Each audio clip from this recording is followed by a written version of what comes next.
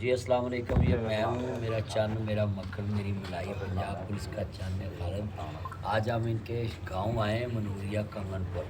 है पुराना दौर याद आ किधर गया वो दौर पुराना, ते पै गया कीड़ी राह।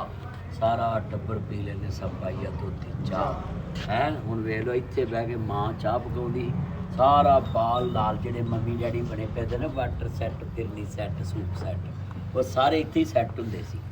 ते माँ कल्ली सारे नूं चाह बना के ते इत्थों ही पा के दिंदी सी। ते फिर बाल दाव भी विच लाउंदे हुंदे सी, दो रस फड़ लैंदे हुंदे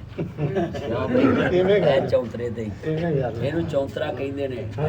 ਤੁਸੀਂ ਕਿਚਨ ਵਿਚਨ ਆਂਦੇ ਜੇ ਨਾ, ਇਹ ਸਾਰਾ ਚੌਂਤਰਾ ਇਹ ਪਹਿਲਾ ਕਿਚਨ ਹੈ, ਓਪਨ ਮੋਡ। ਬਾਰਿਸ਼ ਆਉਣੀ ਤੇ ਉੱਤੇ ਮਾਂ ਨੇ ਕਹਿਣਾ ਛਾਪਰ ਪੜ ਕੇ ਖਲੋਵੋ, ਥੱਲੇ ਰੋਟੀ ਪਕਾ ਲੈਣੀ।